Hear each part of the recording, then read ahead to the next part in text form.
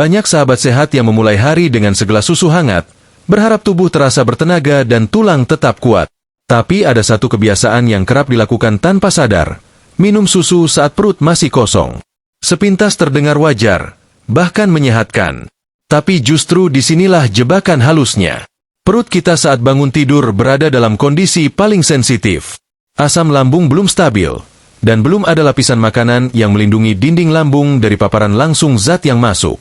Ketika susu masuk ke dalam perut yang kosong, kandungan laktosa dan protein dalam susu bisa merangsang produksi asam lambung berlebihan.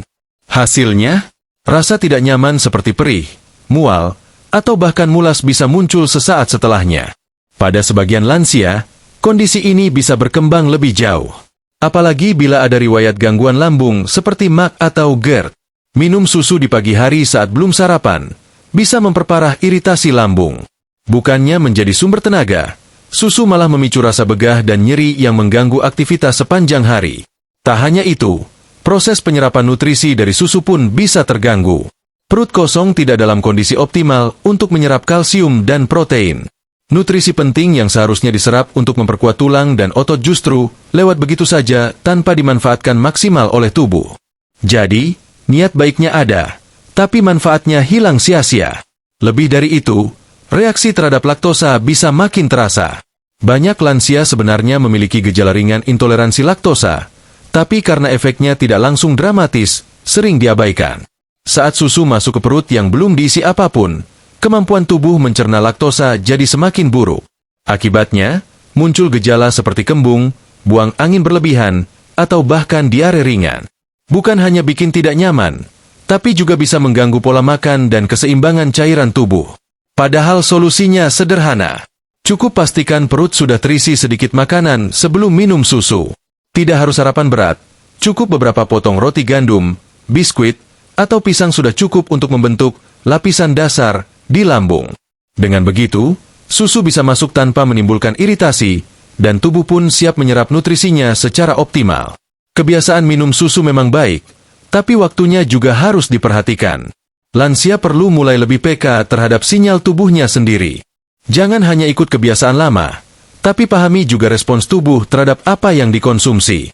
Karena tubuh di usia 60 ke atas tidak lagi sama seperti dulu. Reaksi lambung, sistem pencernaan, dan metabolisme semua sudah berubah. Mengawali pagi dengan minum susu bisa tetap menjadi rutinitas menyenangkan. Tapi mulailah dengan cara yang lebih bijak. Beri tubuh kesempatan untuk bersiap. Jangan langsung dilempar tugas berat. Dengan mengubah waktu minum susu, tubuh akan lebih nyaman, dan manfaat yang didapat pun jauh lebih terasa. Dan sahabat sehat, itulah satu dari 5 kesalahan yang sering terjadi tanpa disadari. Kita akan lanjutkan ke kebiasaan berikutnya yang tak kalah penting. Karena ternyata, bukan cuma soal kapan minum susu yang bisa jadi masalah, tapi juga jenis susu yang kita pilih, seringkali menjadi bumerang bagi tubuh lansia. Kalau tadi kita bahas soal waktu minum susu, sekarang kita masuk ke satu hal yang lebih sering dianggap remeh, jenis susu yang dikonsumsi. Banyak sahabat sehat berpikir bahwa semua susu itu sama. Padahal, beda jenis susu, beda pula dampaknya bagi tubuh, apalagi di usia 60 tahun ke atas. Di pasaran saat ini, ada beragam pilihan susu, mulai dari susu full cream, susu skim, susu rendah lemak, hingga susu khusus lansia yang diperkaya vitamin dan mineral. Tapi kenyataannya, tak sedikit orang tua yang asal pilih, hanya berdasarkan rasa, harga, atau kebiasaan masa muda. Padahal tubuh kita sekarang tak lagi bekerja seperti dulu. Sistem pencernaan sudah berubah, kebutuhan kalsium meningkat, dan risiko penyakit metabolik juga lebih tinggi. Sebagai contoh, susu full cream yang kaya lemak memang terasa gurih dan mengenyangkan. Tapi bagi lansia yang punya kolesterol tinggi, tekanan darah tinggi, atau masalah jantung, kandungan lemak jenuh dalam susu jenis ini bisa menjadi beban tambahan. Lemak berlebih bisa menumpuk dalam pembuluh darah, memicu penyumbatan, bahkan memperparah kondisi kronis yang sudah ada. Sebaliknya, memilih susu rendah lemak atau susu skim bisa membantu menjaga kadar lemak tubuh tetap seimbang. Tapi di sini pun kita harus hati-hati. Beberapa susu rendah lemak kehilangan kandungan vitamin larut lemak seperti vitamin D dan A saat proses produksi. Kalau tidak diimbangi dengan asupan lain, justru bisa membuat tubuh kekurangan nutrisi penting. Kemudian ada juga susu tinggi kalsium, yang khusus diformulasikan untuk menjaga kepadatan tulang. Ini sangat cocok untuk lansia, apalagi yang sudah mulai mengalami pengeroposan tulang atau osteoporosis. Tapi jangan hanya terpaku pada label tinggi kalsium saja. Perhatikan juga apakah susunya mengandung vitamin D, karena vitamin D berperan penting untuk membantu penyerapan kalsium secara maksimal. Tanpa vitamin D, kalsium sebanyak apapun akan sia-sia. Ada juga susu bebas laktosa, yang dirancang khusus untuk mereka yang mengalami intoleransi laktosa. Sayangnya, banyak lansia yang enggan beralih karena merasa susu bebas laktosa itu rasanya aneh, atau tidak seperti susu yang biasa saya minum. Padahal, tubuh mereka mungkin sudah tidak mampu mencerna laktosa dengan baik, dan itu yang menyebabkan kembung, mual, bahkan diare ringan tiap kali minum susu. Jadi bukan salah susunya, tapi salah tubuh kita yang butuh penyesuaian. Masih ada satu jenis susu lagi yang sering dianggap enteng, susu kental manis. Ini bukan susu murni. Kandungan gulanya sangat tinggi, dan nutrisinya justru minim. Tapi karena harganya murah dan rasanya manis, banyak orang tua menjadikannya pengganti susu. Ini sangat berbahaya. Gula berlebih bisa memicu lonjakan gula darah, memperparah diabetes, dan merusak fungsi ginjal dalam jangka panjang. Memilih susu untuk lansia itu bukan soal selera, tapi soal kecocokan dan kebutuhan tubuh. Karena setiap tubuh berbeda. Ada yang butuh tambahan kalsium, ada yang perlu menghindari lemak, ada yang harus menjauhi gula, dan ada juga yang perlu menghindari laktosa. Jangan ikut-ikutan orang lain. Dengarkan tubuh Anda sendiri. Kalau perlu, konsultasikan dengan dokter atau ahli gizi. Apalagi kalau Anda punya riwayat penyakit tertentu. Dengan begitu, pilihan susu bisa disesuaikan, bukan hanya berdasarkan iklan di TV, tapi berdasarkan fakta kesehatan pribadi. Dan disinilah pentingnya kesadaran. Jangan hanya berpikir, yang penting minum susu tiap hari. Tapi berpikirlah lebih dalam, apakah susu yang saya minum sudah benar-benar sesuai dengan kondisi saya? Karena susu bukan sekadar cairan putih, tapi sumber nutrisi kompleks yang bisa jadi penolong atau pemicu masalah jika salah pilih. Sahabat sehat, setelah kita paham soal waktu dan jenis susu, ada satu hal lagi yang sering jadi kesalahan. Tanpa disadari, banyak dari kita mencampur susu dengan bahan-bahan lain yang justru mengganggu khasiatnya. Bahkan kadang bisa mengubah manfaat susu jadi racun pelan-pelan. Mari kita bahas. Setelah memahami pentingnya memilih jenis susu yang sesuai dengan kondisi tubuh, kini saatnya membuka satu kebiasaan lain yang sering dilakukan tanpa pikir panjang, mencampur susu dengan bahan-bahan yang salah. Kedengarannya sederhana, tapi dalam praktiknya, kesalahan ini bisa mengubah manfaat susu jadi sia-sia, bahkan bisa menimbulkan efek samping yang membahayakan, terutama bagi sahabat sehat yang sudah memasuki usia lanjut. Mungkin terdengar familiar. Ada yang mencampur susu dengan kopi agar lebih bersemangat. Ada pula yang menambahkan teh, coklat instan, madu, atau bahkan suplemen vitamin langsung ke dalam susu. Sekilas terlihat kreatif dan praktis. Tapi apakah kombinasi ini betul-betul aman? Ambil contoh yang paling umum, susu dicampur kopi. Di satu sisi, kopi mengandung kafein yang dapat menstimulasi sistem saraf. Tapi jika dikombinasikan dengan susu, kalsium dalam susu bisa terganggu penyerapannya karena efek dari senyawa asam dalam kopi. Bukan hanya itu, bagi lansia yang memiliki tekanan darah tinggi atau jantung sensitif, kafein bisa meningkatkan denyut jantung dan tekanan darah. Akibatnya, susu yang mestinya menenangkan malah jadi pemicu stres tubuh. Lalu ada juga yang mencampur susu dengan teh. Sama seperti kopi, teh mengandung tanin. Zat ini bisa mengikat kalsium dalam susu, membentuk senyawa tak larut yang sulit diserap tubuh. Jadi meskipun Anda minum susu tinggi kalsium, tubuh Anda tetap tidak akan mendapatkan manfaatnya jika dicampur dengan teh. Sayang sekali, bukan? Bagaimana dengan madu? Bukankah madu sehat? Benar, madu memiliki banyak manfaat. Tapi campurkan madu ke susu panas yang suhunya terlalu tinggi, dan enzim alami dalam madu bisa rusak. Akibatnya, manfaat antioksidannya berkurang drastis. Untuk mendapatkan manfaat maksimal, suhu susu sebaiknya hangat suam-suam kuku, bukan panas mengepul. Yang juga sering terjadi adalah mencampur susu dengan suplemen atau obat-obatan. Banyak orang tua yang merasa lebih mudah minum obat bersamaan dengan susu. Padahal beberapa obat atau vitamin bisa bereaksi dengan kalsium dan zat lain dalam susu, sehingga efektivitasnya menurun. Contohnya, antibiotik tertentu seperti tetrasiklin tidak boleh dikonsumsi bersama susu karena kalsium akan menghambat penyerapannya. Efeknya, obat tidak bekerja maksimal, penyakit tidak kunjung sembuh, bahkan bisa menimbulkan resistensi. Kesalahan-kesalahan kecil seperti ini sering luput dari perhatian karena dianggap sepele. Tapi di usia lanjut, tubuh jauh lebih sensitif dan tidak sekuat dulu. Interaksi antar bahan makanan dan obat sangat mungkin terjadi, dan efeknya bisa terasa lebih besar. Maka dari itu, sahabat sehat perlu bijak.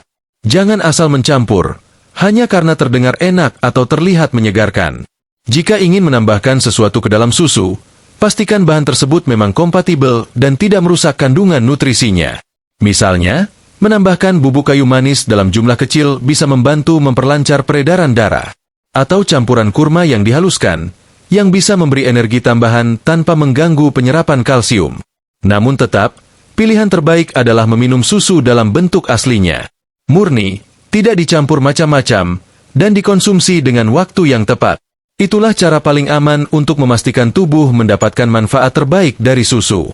Setelah tahu bahwa mencampur susu dengan sembarangan bisa berdampak buruk, kini kita lanjut menyadari satu hal lain yang sering dianggap sebagai semakin banyak semakin baik.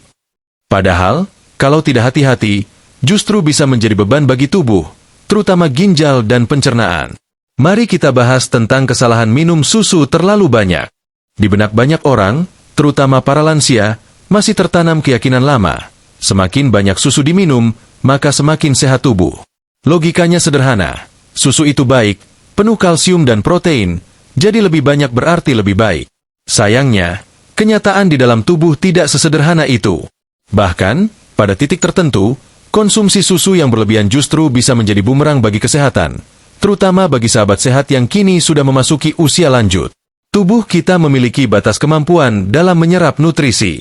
Kalsium, misalnya, memiliki ambang maksimum penyerapan harian. Jika kita minum susu terlalu banyak, apalagi dalam jumlah besar setiap hari, kelebihan kalsium tidak akan tersimpan sebagai cadangan. Justru sebaliknya, ia bisa mengendap di dalam tubuh, menumpuk di ginjal, dan memicu terbentuknya batu ginjal. Kasus seperti ini lebih sering terjadi pada lansia yang tidak sadar bahwa tubuhnya tidak lagi seefisien dulu.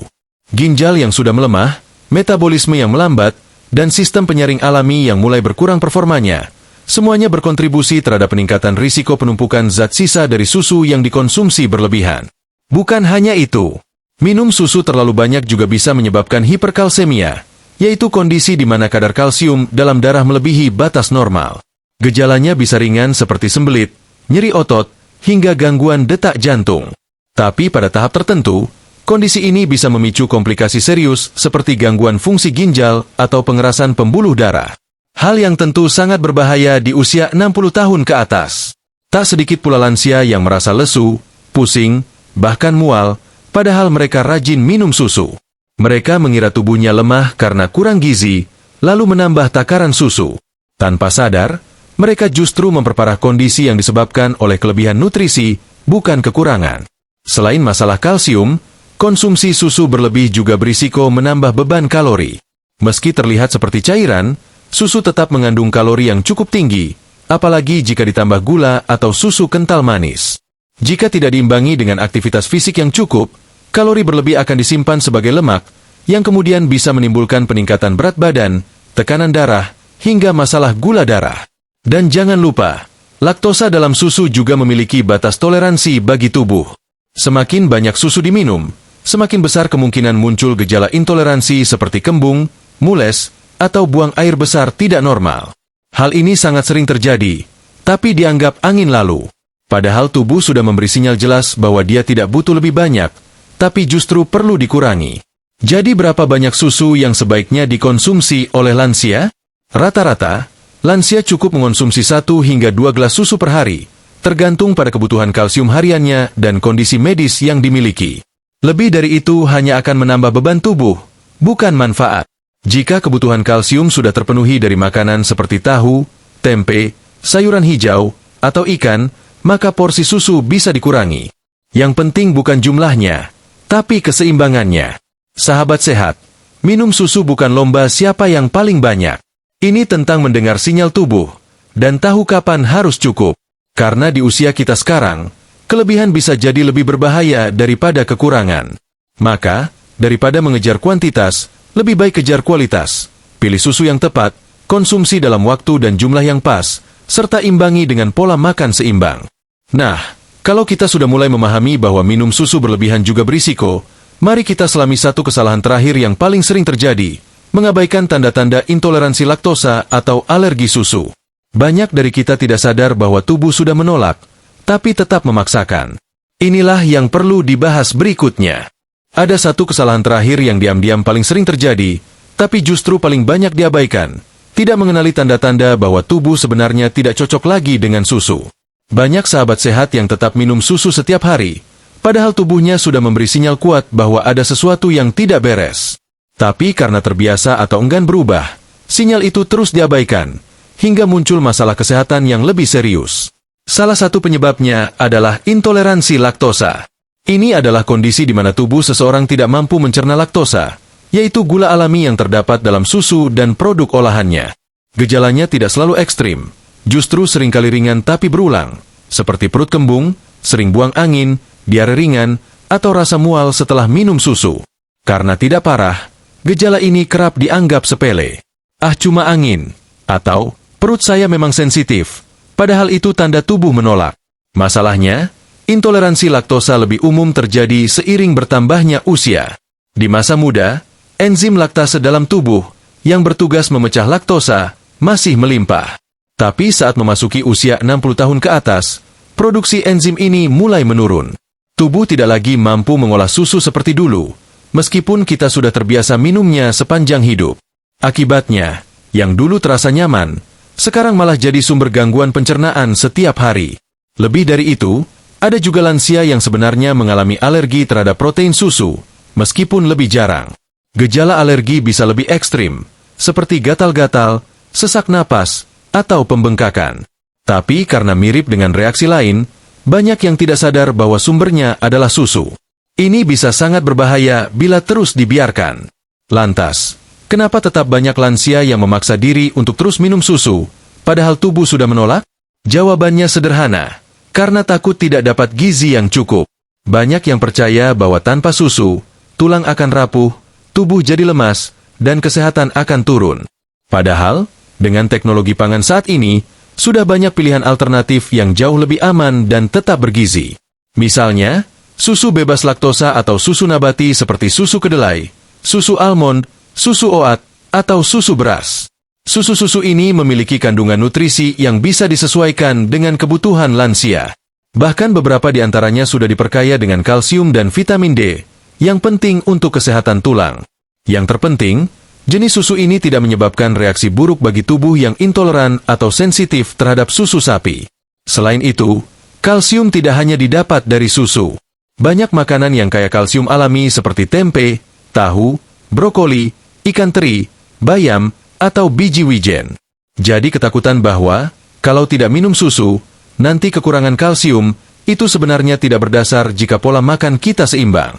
Sahabat sehat perlu mulai mendengar apa yang tubuh katakan.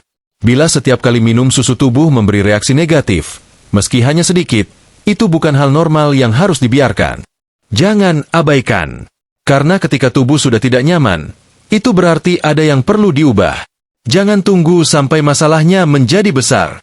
Dengan mengenali tanda-tanda intoleransi atau alergi, dan berani menyesuaikan kebiasaan, kita bisa tetap menjaga asupan nutrisi tanpa harus membahayakan diri sendiri.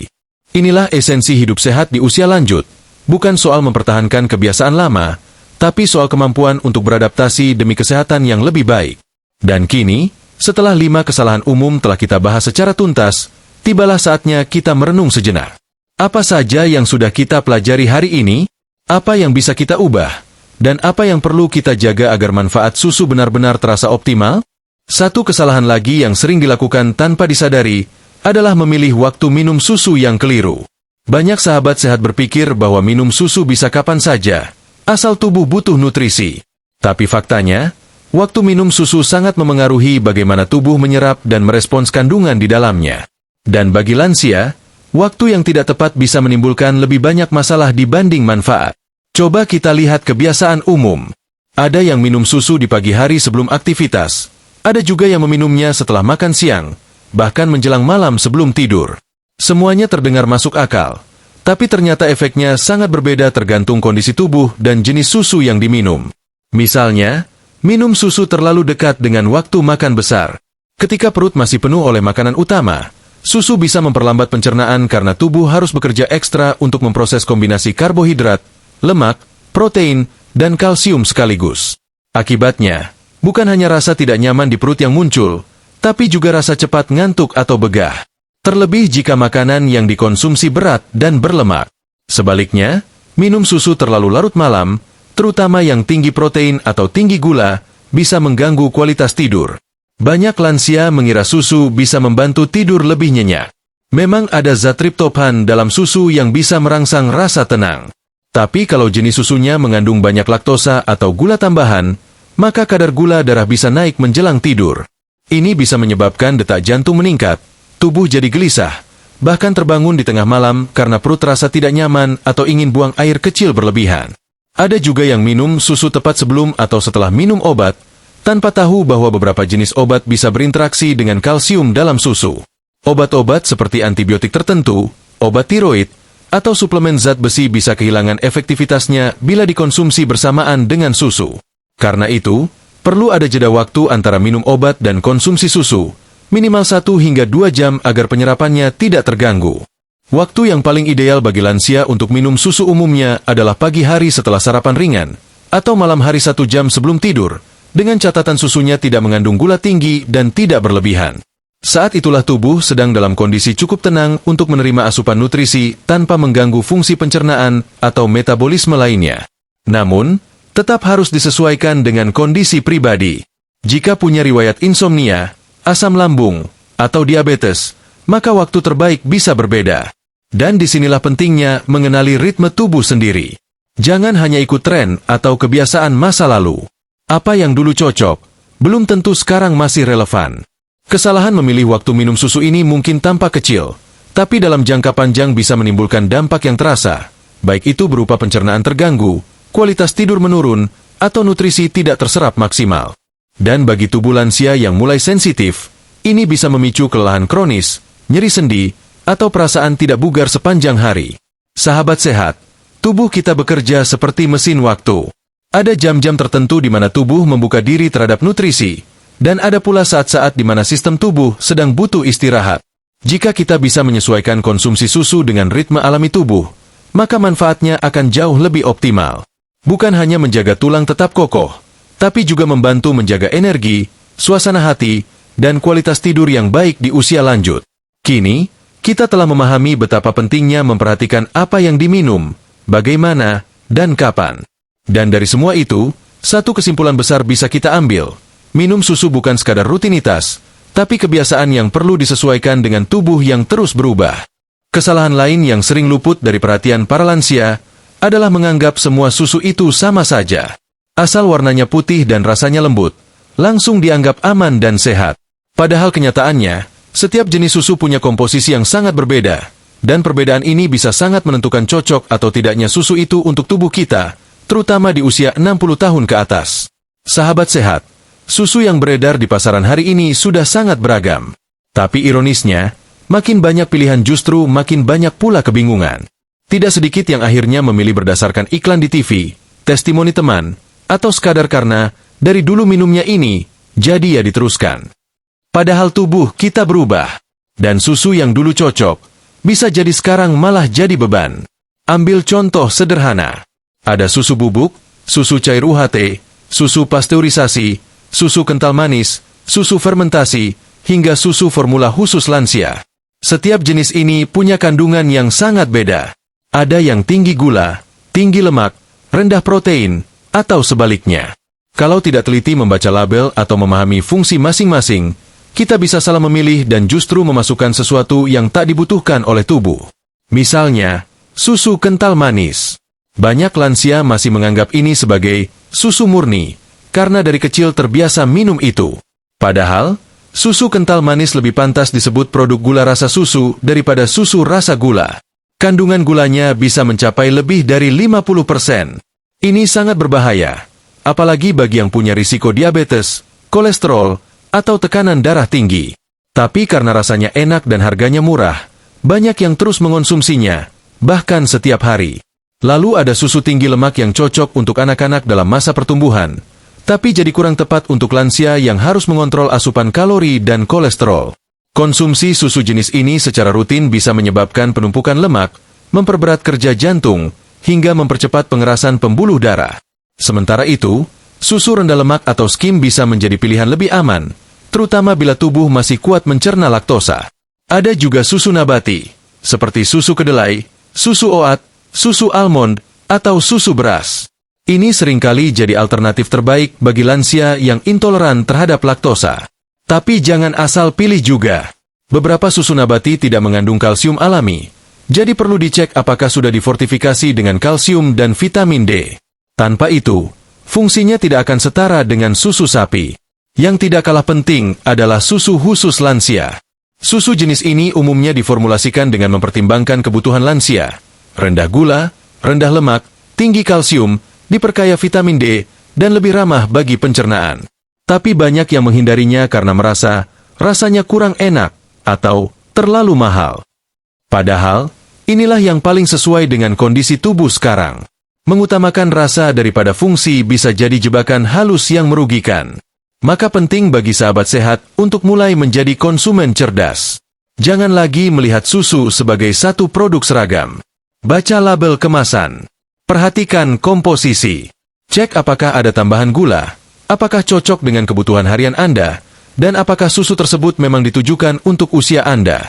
Karena kenyataannya, susu untuk anak, remaja, dewasa muda, dan lansia, semuanya berbeda. Tubuh kita membutuhkan hal yang berbeda di setiap fase usia. Dan jika kita tetap memakai pola lama tanpa adaptasi, justru kesehatanlah yang akan dikorbankan. Menganggap semua susu sama saja adalah bentuk kelalaian kecil yang bisa berdampak besar. Tapi kabar baiknya, kesalahan ini mudah sekali diperbaiki. Cukup buka mata, buka hati, dan mulai membaca lebih teliti sebelum membeli. Karena saat kita memilih dengan sadar, manfaat susu akan terasa jauh lebih nyata untuk tulang, otot, pencernaan, dan kualitas hidup secara menyeluruh. Sahabat sehat, usia boleh bertambah, tapi pilihan kita tetap bisa lebih bijak.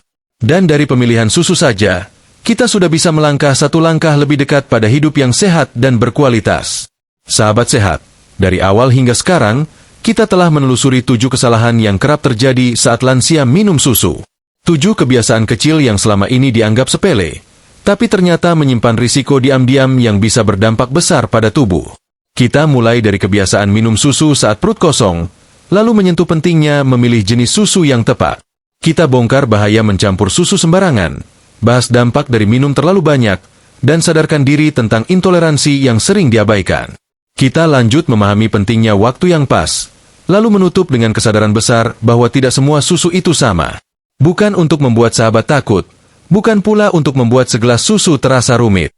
Tapi ini semua tentang kebijaksanaan baru di usia emas. Karena kesehatan bukan hanya soal apa yang dikonsumsi, tapi bagaimana cara kita mengonsumsinya. Dan susu, sebagai simbol gizi yang selama ini dipercaya, perlu kembali kita lihat dengan mata dan sikap yang lebih jernih. Bukan hanya sekadar minum, tapi minum dengan penuh kesadaran. Bukan sekadar ikut kebiasaan lama, tapi tahu kapan saatnya menyesuaikan. Bukan sekadar menjaga rutinitas, tapi memastikan rutinitas itu benar-benar memberikan manfaat nyata. Sahabat sehat, usia boleh bertambah, rambut boleh memutih, tapi kemampuan untuk belajar dan berubah tidak pernah terlambat. Justru disinilah kekuatan lansia yang sesungguhnya. Bisa memilih dengan tenang, bisa menghindari kesalahan dengan bijak, dan bisa menjaga tubuh agar tetap kuat, tidak hanya hari ini, tapi untuk hari-hari berikutnya. Segelas susu yang tepat, diminum di waktu yang tepat, dengan cara yang tepat, bisa menjadi kunci penting untuk hari tua yang lebih sehat, lebih ringan, dan lebih bahagia. Jadi mulai sekarang, mari perhatikan kembali kebiasaan kita. Karena mungkin, kesehatan jangka panjang yang kita cari, bisa dimulai dari satu tegukan yang lebih bijak.